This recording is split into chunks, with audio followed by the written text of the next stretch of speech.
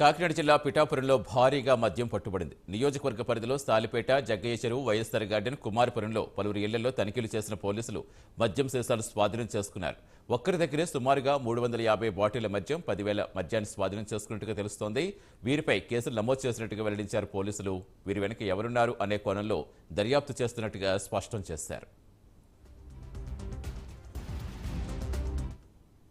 మరియు రూరల్లో గ్రామీణ ప్రాంతంలో 4 చోట్ల ఎస్సీబీ స్టేట్ ఎన్ఫోర్స్మెంట్ బ్యూరో అట్లాగే Kakinada sub division police, Pithapuram police కలిసి సంయుక్తంగా సమాచారం మేరకు రైడ్ చేస్తే 4 లొకేషన్స్లో, ఒకటి కుమారపురం గ్రామంలో, అట్లాగే ఇక్కడ వైఎస్ఆర్ గార్డెన్స్ అని ఉంది, ఆ లొకేషన్లో 2 చోట్ల, జగ్గయ్య చెరువులో ఒక చోట కొంత సుమారు 300 కేసులు చొప్పున మద్యం మనకి గోవా తయారీగా ఉన్న లేబుల్స్ ఉన్నాయి.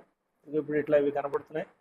ఇట్లా ఇదొక వెరైటీ, అట్లాగే ఇదొక వెరైటీ. ఓవరాల్గా 4 లొకేషన్స్లోనూ 4 ప్రత్యేక బృందాలని కాకినాడ ఎస్పీ గారి ఆదేశాల మేరకు ప్రత్యేక బృందాలుగా సమాచారం మేరకు నియమించి సంయుక్తంగా దాడులు చేస్తే సరుకు దొరికింది.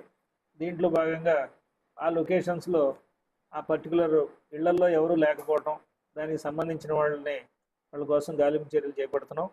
అందులో ఒకటి అంబటి వీర వెంకట సత్యనారాయణ రెడ్డి అనే ఒక ఆయన ఉండే ఇల్లు, తర్వాత ఇంకో ఆయన సతీష్ కుమార్ అనే ఉండే ఇల్లు, తర్వాత ఇంకోటి సువార్తమ్మ అనే ఆవిడ ఉండే ఇల్లు, తర్వాత ఇంకో ఇంటికి ఇల్లు తాళం వేసి ఉంది. సో ఈ 4 ఏళ్ల తాలూకు వాళ్ళ పర్సన్స్ని మనం సెక్యూర్ చేసి ఈ మధ్య వాళ్ళ పొజిషన్లోకి ఎలా వచ్చింది ఏంటనే దాని మీద ఫర్దర్ దర్యాప్తు అనేది జరుగుతుంది. ప్రస్తుతం అయితే వాటిని స్వాధీనం చేసుకుని సీజ్ చేయడం జరిగింది. ఇది ఖచ్చితంగా ఎక్సైజ్ యాక్ట్ ప్రకారం, నిబంధనల ప్రకారం విరుద్ధం. ఇంతమంది అన్లైసెన్స్డ్ ప్రెమిసెస్లో ఉండటంతో సంబంధిత సెక్షన్ల కింద ఆ పర్పస్ ఏంటనేది మనకి త్వరలో ఎన్నికల కోడ్లో ఉన్నాం కాబట్టి ఆ యాంగిల్లో కూడా ఈ సరుకు ఎందుకు అక్కడ వచ్చింది ఏంటనేది